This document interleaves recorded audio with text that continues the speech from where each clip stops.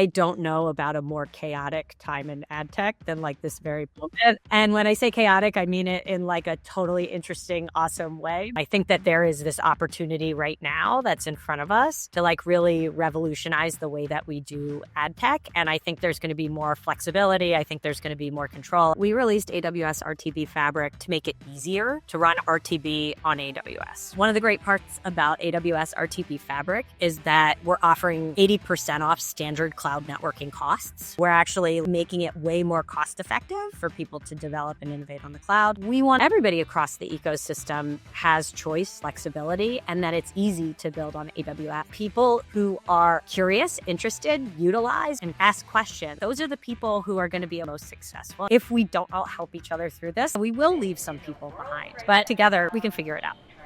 Welcome to The Pubway, an original podcast by SeedTag, the global leader in neurocontextual advertising. Join us as we sit down with leaders from across the media ecosystem to unpack the trends, challenges, and innovations shaping the supply side of ad tech. Let's get started. Hello, and welcome to the Pubway podcast. My name is Tina Yanakino. And I'm Mike Villalobos. And today we're stepping into the big leagues.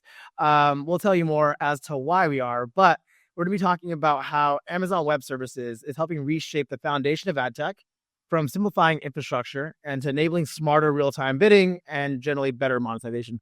And to go over all these fun topics, we have the amazing Stephanie Laser, the global head of publisher ad tech solutions at Amazon Web Services. Hey, Steph, how are you? Hello, how are you guys? Oh, just beautiful on this gloomy New York City day. It actually turned into winter? Yes. This is my jam. I'm always ready to come out of summer and go, go into fall. I know I need to do my like full boot and jacket transition switch this weekend because we had like 2 weeks until it's freezing. But before we get into all the fun topics, Seth, it'd be great if you give a brief background on your career and what you're currently doing at Amazon. Yeah, sure. Absolutely. So I am Stephanie Laser. I have been in ad tech for about 15 years. So I started my career at the New York Post, where it was back when programmatic advertising was called Remnant. And I basically managed the Remnant. I managed the Remnant inventory of NewYorkPost.com. Yeah. Really aging myself here, guys. And kind of the adoption for publishers of like the first RTB platforms. And I at one point I was a consultant where I worked with a bunch of different publishers and helped them to there wasn't very many consultants that were like hands-on keyboard consultants to help like go into your DFP at the time and set up the different ad platforms. And so I helped a lot of customers during that time period when I was a consultant. I also was at a small startup called A+, and me and my engineer there kind of sped along the adoption a little bit of prebid, prebid.js, and worked with a lot of the major SSPs to build their adapters back in like 2015. And then I went to News Corp, where I ran data identity and ad tech for about 5 years there. That was an awesome time, and it was great to be at a publisher that had a voice and was able to express it. And I ended up finding through that role how important data and how important transparency in ad decisioning was to like the bottom line of a publisher's tech stack. And so that brought me to the opportunity at AWS, which I was very excited for, being able to help a broad range of media, entertainment, games, and sports customers, utilize advertising technology in such a way that it really like put their future in their hands, right? And so I've been here for like 3.5 years. It's a great place for me, and I really love working at AWS. That's amazing. And I feel like there's a lot of routes we can go, whether it be AWS, the kind of building of the MCP from Amazon, and just different ways you guys have innovated. But I think before going into more of the Amazon conversation, it'd be really great to hear what's really exciting you about just what's happening within ad tech and this new shift from kind of the old guard, which is, the protocols of the world and different like taxonomies, structures, and waterfalls. Take your pick, right? The picking to actually change. And this is near and dear to my heart. So would love to hear what you're excited about, because you've had such a good journey coming up to this point. I said to somebody, I don't know about a more chaotic time in ad tech than like this very moment. And when I say chaotic, I mean it in like a totally interesting, awesome way, because and disruptive way, really. I think the rise of AI, I think the idea that we're going to have, more interoperability than ever before of ad platforms across the industry. Um, uh, I think that there is this opportunity right now that's in front of us to like really revolutionize the way that we do ad tech. And I think there's going to be more flexibility. I think there's going to be more control. I think there's a lot of trends right now that are converging into this thing that I'm like, I think we as a community are going to be able to figure it out. Yeah, I mean, we're very much experts at building the plane while it's in flight at this point. Listen, there is something about our industry that's like, yeah, we can do that, I think. Yeah, why Yeah, not? sure, why not? Hear a new acronym every day, and no one's actually an expert. It's great. And you've spoken a lot recently about kind of just like rebuilding the industry together. And now that you're at AWS, you're in a really unique position to do that. So what does that collaboration look like for you? Yeah. So, I've learned a lot in the last 3.5 years, right? So, when I sat on the publisher side, I spent a lot of time looking at the problems and the issues that existed specifically for publishers. And publishers are near and dear to my heart. They will always be near and dear to my heart. I will always stand for publishers constantly, right? Uh, but I will also acknowledge that I'm now getting more and more witness to what are the problems in running SSPs, what are the problems in running DSPs, what are the problems in kind of interoperation of these different platforms. And so from my perspective, I'm like sitting here going, okay, what does now I'm starting to be like, okay, what does the industry need? Like and can we make sure that we're not forgetting anybody in the process? And can we make sure that like both buyers are getting what they need, that DSPs are getting what they need to be able to make things that just like make sense? SSPs, and then most importantly, publishers, like how do you operate your business? Mhm. We're seeing this just like an explosion of media, right? It's like, and content on a daily basis. And we're seeing the distribution channels start to erode. And so having the data, having a general understanding of the way that your tech stack works is like, it's like so like table stakes right now for publishers moving forward.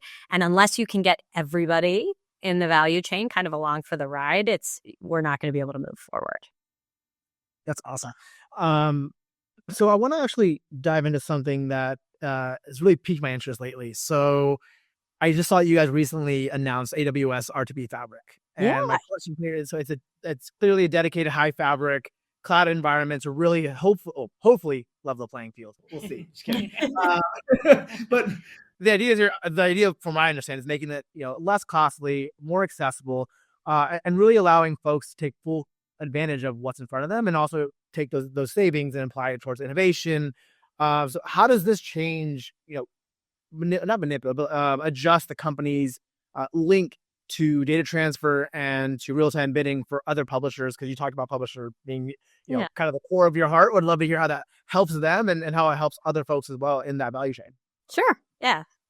So, we released AWS RTB Fabric because we wanted to make it easier to Mhm. run RTB on AWS, right? So we have a very unique industry, right? So in ad tech, publishers talk to SSPs, SSPs talk to DSPs, and then we also have folks that sit in the middle, either filtering requests or they're adding additional information. We have fraud detection and brand Yep. safety vendors and like all of those different entities that exist.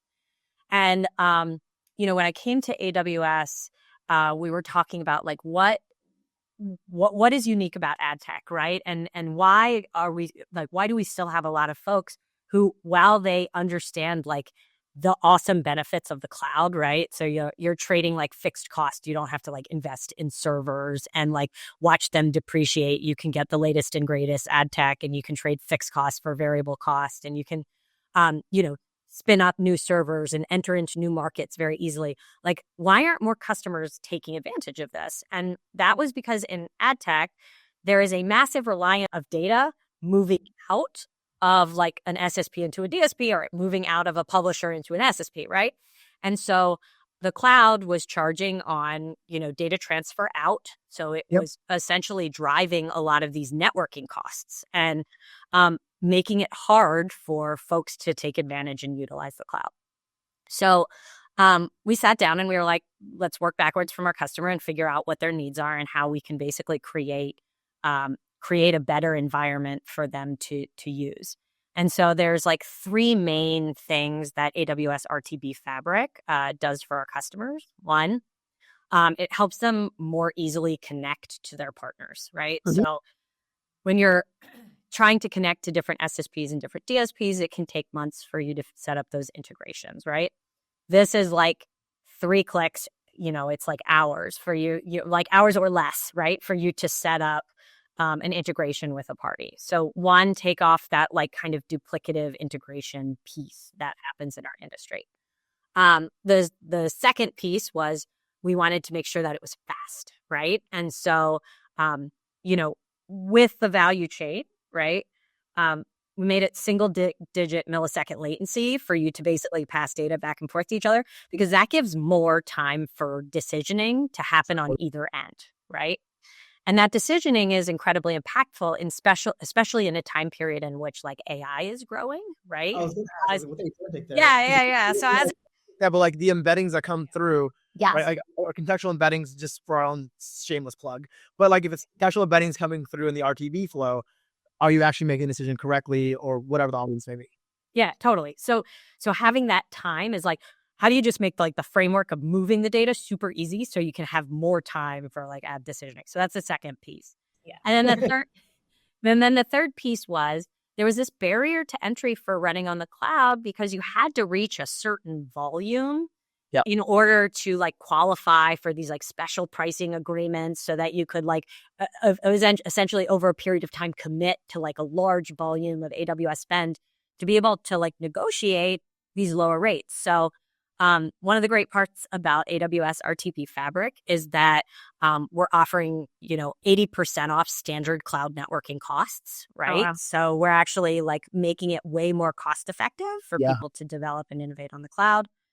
And, we're making it easy for them to integrate with their partners, and we're making it fast, right? And so we want to make sure that, everybody across the ecosystem has choice, they have flexibility, and that it's easy to build on AWS. And so I am, I came to AWS because I wanted to like I wanted to do something for ad tech, and I'm so excited about being able to like put this forth for our customers.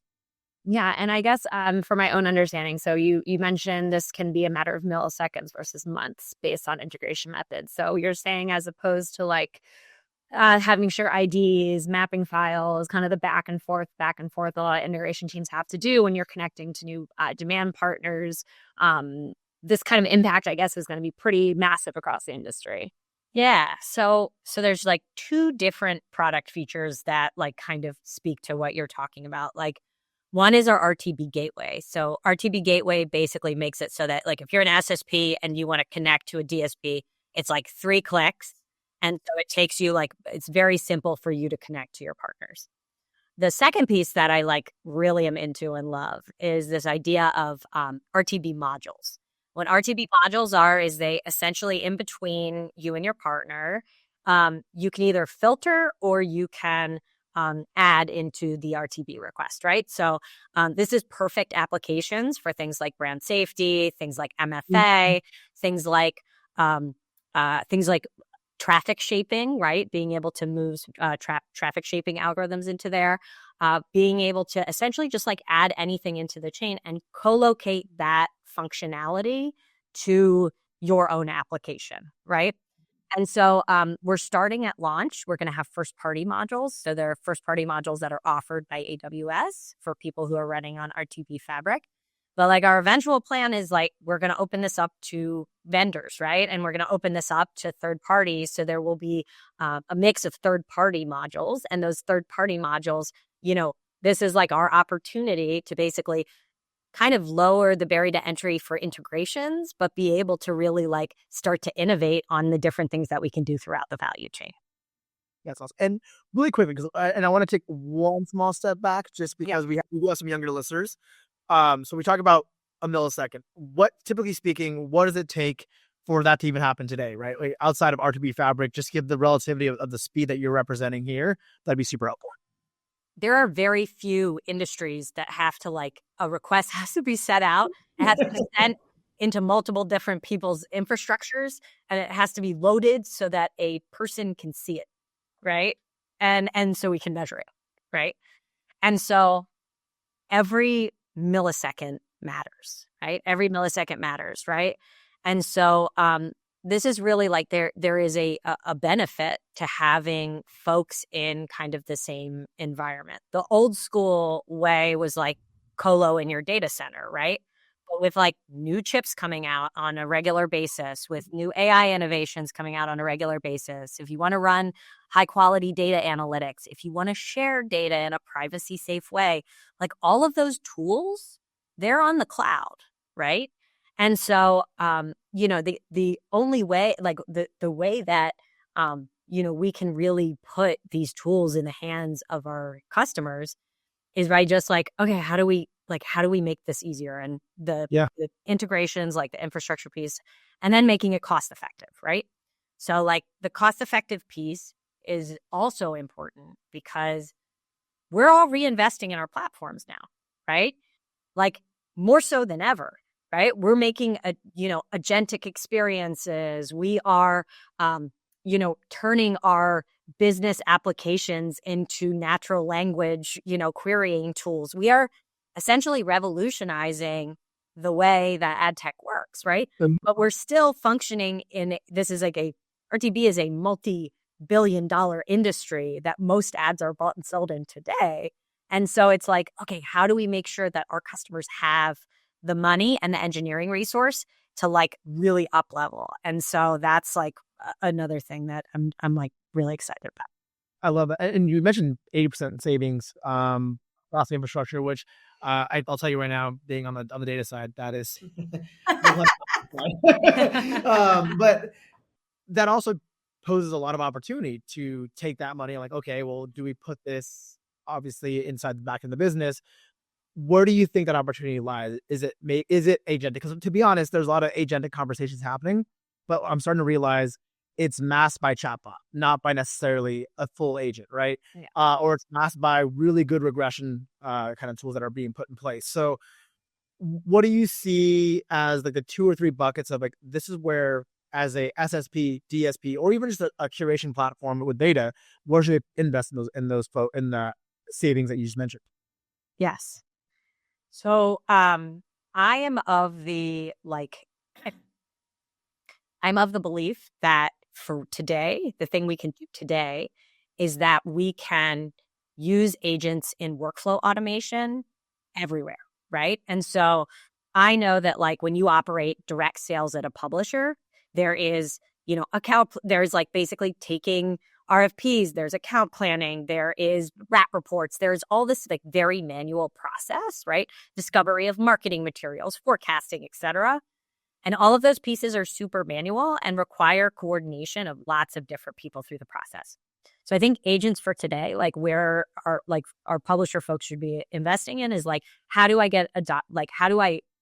make my workflow more seamless, and how do I use agents for that? And I think it's also the same way in operating an SSP or the same way in operating in DSP is like, where is the manual effort? How can I speed those things up?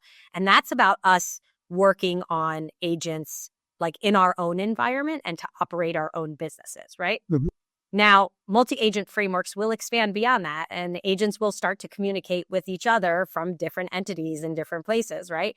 And that is like we've been talking about, I've been talking about it on panels, like the idea of like agentic, negotiations between the buy and the sell side totally makes sense, right?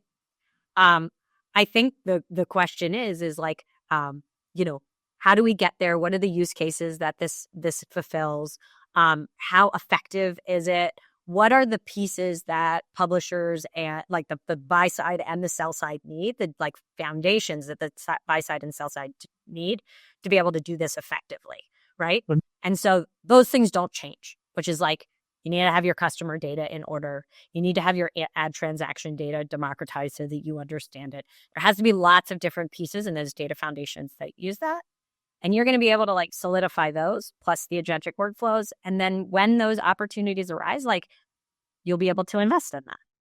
And that's amazing because obviously you definitely see AWS RTB Fabric as part of that shift to help drive that innovation. Yeah. So like that it is like it is a way for our customers essentially to say, these are like the things that you've been concentrating on or putting resource on. Let's move you to putting those resources on other areas and other places that are going to be more impactful for the long-term success of your business. Yeah, absolutely.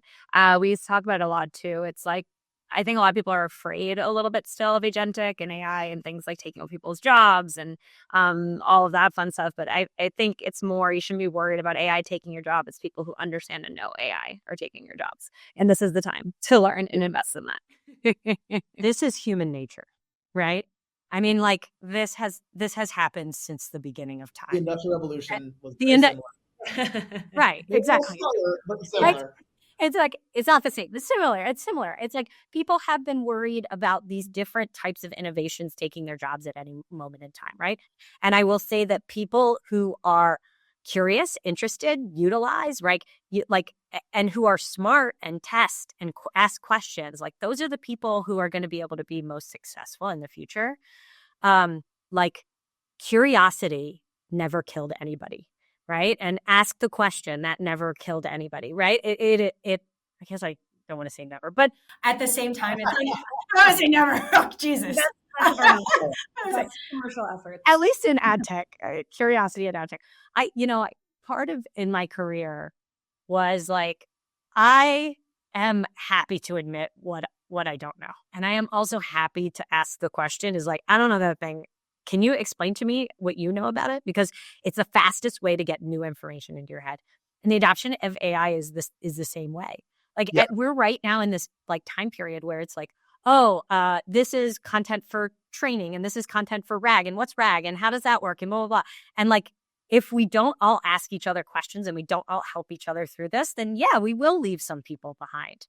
But I think together we can help, we can figure it out. That's why I constantly say this to coworkers of, it's not what you know, it's how fast you're willing to learn, right? Yeah. So there's no way in heck you're gonna know everything, right? But if I want to put myself on a limb and be like, hey, I actually don't know that, and then I research it and learn about it and then talk about it, that just becomes smarter off that. So I'm a big proponent of it's okay not knowing. It's not okay saying you know and not knowing. That's the bigger issue. But in regards to to your comment actually about agents or agentic kind of potentially risking the job market, look at the job report, right? Right now we have the slowest rate of actual like layoffs and firing. While there is unemployment, like people aren't getting laid off quickly, but the hire rate is a little slower. So it's a weird, like it's not a recession, but it's also not a boom. So Yeah. and I think a lot of that has to do with the holding pattern of what is technology going to do next. Yeah. But going back to the question about questions, when I asked you during our prep call about MCPs, which is a model context protocol, just because I just heard about it recently and would love to understand your end of it because Amazon's so deeply entrenched in this innovation. How does the model context protocol really innovate and shape the different players in the space and how they connect with each other? Yeah, totally. So yeah, model context protocol, like that is the protocol that agents use to communicate with each other, right? And so, we have at AWS, a ton of different tools and services that help our customer base to build agents. So we have Agent Core. We also have Strands, which is an open source piece of software. So like with MCP, the idea is that applications can now communicate with each other, and setting up multi-agent frameworks using MCP is even easier. So we actually have a awesome demo. This woman named Zell built this like fantastic demo like over the weekend, like vibe coding using Bedrock agents, and was able to basically do the entire workflow on a publisher side of media planning, forecasting. She used synthetic data And it's like this incredible, like basically like drop in a media planner, right? And be able to see suggest what type of campaign is the best campaign here. Look at the risks, find the forecasting, what types of users you would want to optimize it towards, et cetera. Like there is just so much operational efficiency that can be gained by the adoption of agents. And like, you need protocols. Like I've always believed in standardization. I was like the OG of pre-bid, like being like everybody has to be on the same open source framework, right? I love, and I love like the idea of like transparency and interoperability. So like always excited about MCP, always excited about new ways of using that to kind of move forward with the age of agentic. Yeah, so you definitely think we're heading towards a more unified like API standard that helps all these agents communicate with each other then. Yeah, I mean, I think so. Yeah. Yeah, I feel like I saw a crazy video on one of those social platforms where two AI agents were talking to each other on phones and they realized they were both AI and they changed to like a different language that was unrecognizable. It was like beeps and dashes thing. Like that is actually horrifying. Or Really cool, but like, slightly. it could also be a fake video of AI. You know what? Photoshop has existed for years. We can't just blame everything. Misinformation. Yeah, it's rampant. But I think obviously there's a ton of innovation going on and really cool protocols, but how we're also looking at existing infrastructure like the ad server.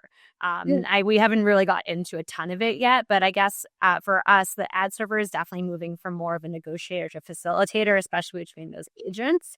How do you think that might change the way publishers and advertisers work in the future? Totally. Anybody that knows me knows that like I'm obsessed with ad serving. Like in a, I'm like it's such a wildly uncool thing to be obsessed with. Like it is like I agree.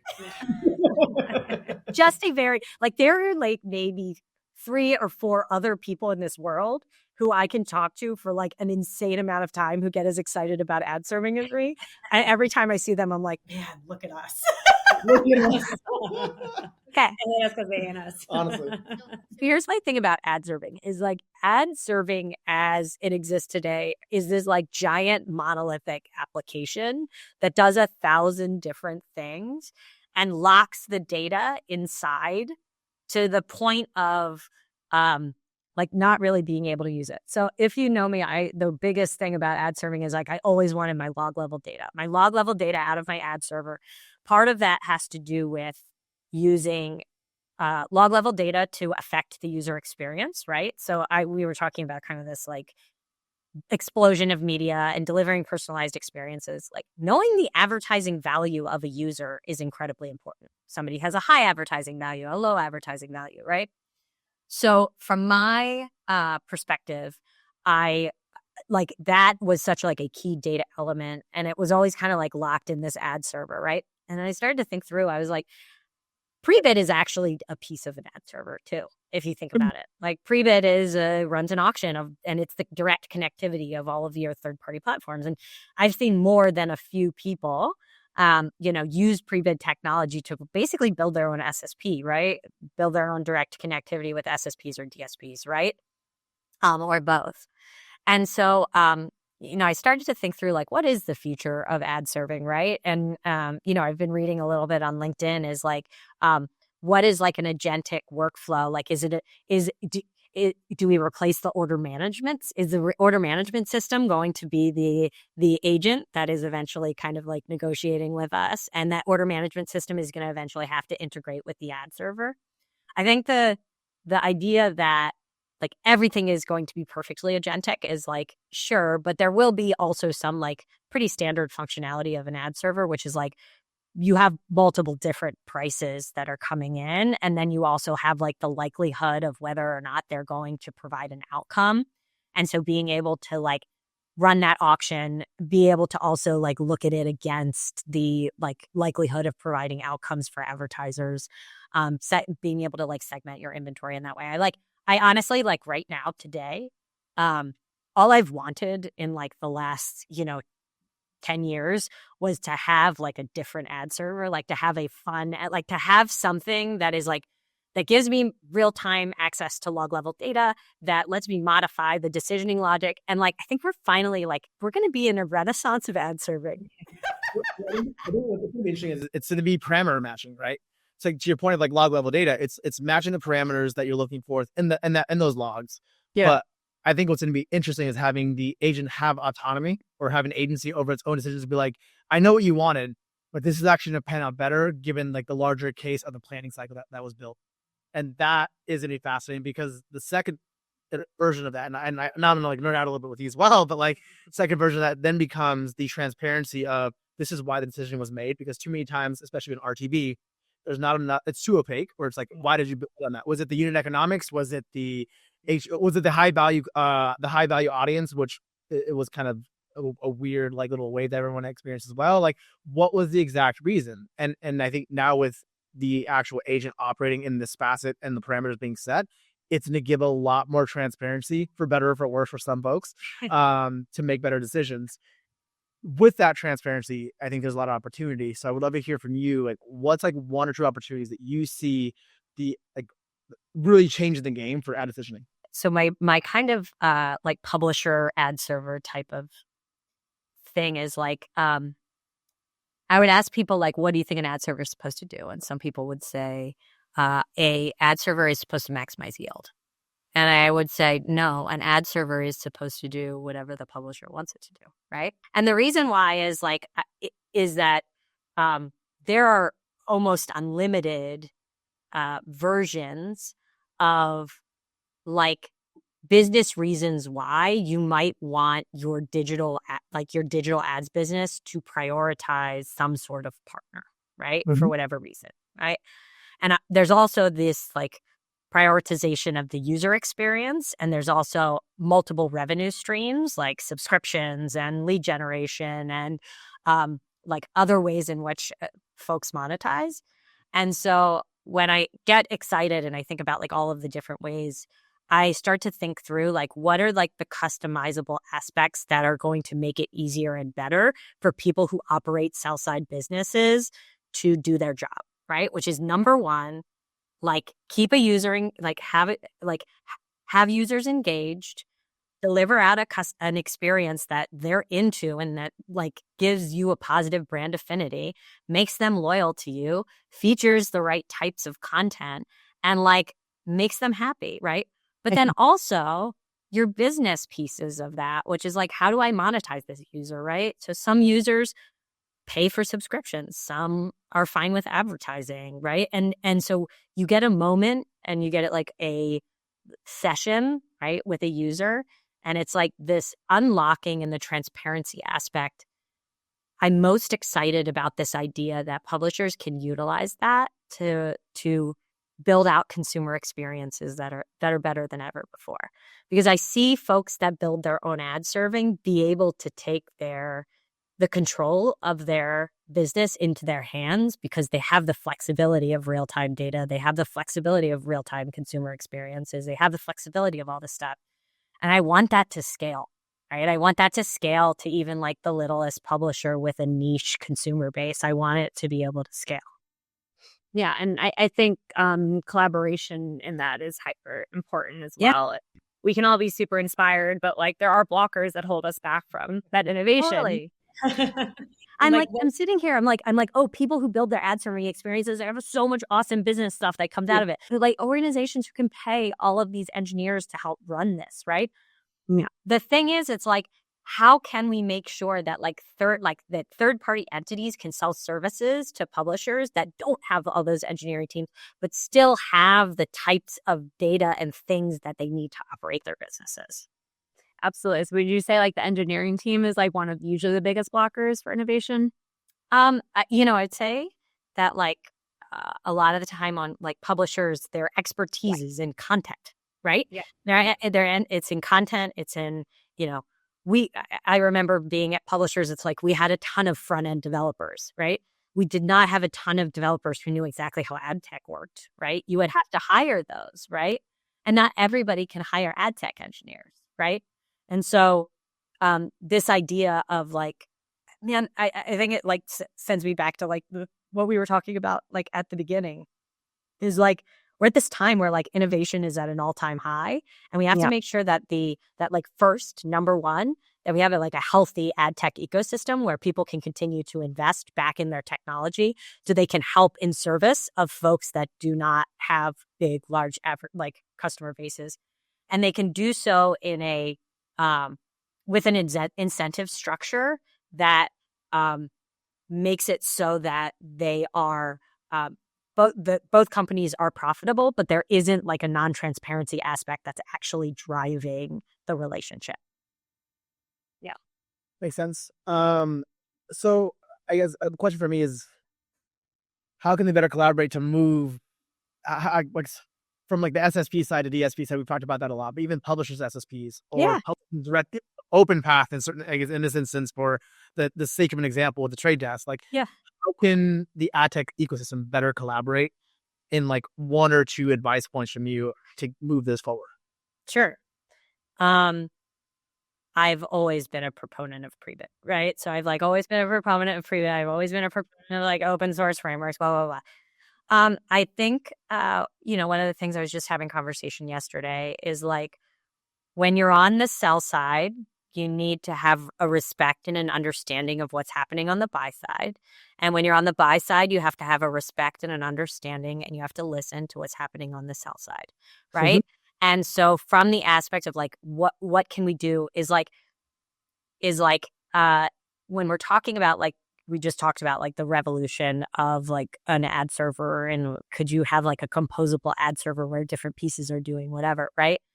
The interoperability frameworks, like aligning around MCP or aligning around pre-bit, right? Those become incredibly important so that we can all kind of move forward together. We can find our little individual points and our selling points, but we can all agree on these standards so that we can move forward together. Especially because like, and I think there's like a really great point that has been made at like the pre-bit event yesterday, and the way that the conversations I've been having is like, we as the programmatic ecosystem are, people can spend advertising in lots of different ways, right? They can go to walled gardens, they can go to, billboards, they can go to like, they can go to like anything, right? And we want to make it so that both sides are satisfied and both sides are happy, right? Because we want to be able to deliver outcomes for advertisers, and we want to be able to make sure that, content can still be free-ish, right? Yeah, and with all this talk of agents and platforms and compartments, there's still humans behind all of this. Yeah. There's still humans, and like, I think we all have to acknowledge that advertisers have needs, and we need to hit those needs, but also that like the underpinnings of journalism, the underpinnings of entertainment, the underpinnings of games and stuff that we enjoy doing, right? That is all in the media ecosystem. And so we need to be supporting both sides. Love it. I feel like we could keep going on for another hour, but that feels like a good point to wrap up our conversation. I would love to hear from you outside of everything that we just spoke about. Like, what are you reading right now? What is on your bookshelf? Speaking of journalism. Yeah, speaking of written content-ish. So I will tell you, I just moved to like a new apartment, and then my husband broke his collarbone, so our bookshelf is not up. So what's on my bookshelf is what's on your book floor? What's in the book boxes, right? So I obviously read Ari Paparo's book Yield, right? That was the last book that I read. I have a Keith McNally book that I'm going to read. That's it's what's it called? I Regret Everything, because I really love reading books about, this is very nerdy, I really love reading books about New York City and like people whose lives are centered around New York City, because I've always been obsessed with New York. And part of the reason why I've lived here for so long. Have you ever read the book The Big Oyster? No, okay. I've heard of it though. Yeah. Okay, yeah. So there's this book called The Big Oyster that is like the history of New York City in terms of the oyster trade, and it's like one of the, I love it. So I love like a historical nonfiction book. We were talking about learning, right? Yeah. It's like I I love learning. And like that is like a historical book, and nonfiction book is like that's a move for me. I love that because I've also been in New York a long time, and you have to be kind of obsessed with New York or else you'd be just pretty freaking miserable. You wouldn't live here. You can't live here. Yeah. There's a really doing Whispers of St. Mark's, which talks about like all the artists that have like been like Basquiat and a few others that like have like were frequents in St. Mark's, and like also the evolution of how that was downtown, that was the center of like New York City, and the evolution of it, and it's like how like it rose and fell, and now it's become East Village. But point being, I agree with you that you have to be obsessed with all things that are New York. I love that. Love that. Amazing. Well, Stephanie, thank you so much for joining us today. Super exciting about AWS RTB Fabric. We can't wait to see how it continues to roll out and develop, and hopefully use it soon. Yep. And we'll talk to you soon, I hope. Yeah. Thank you guys so much. Thank you.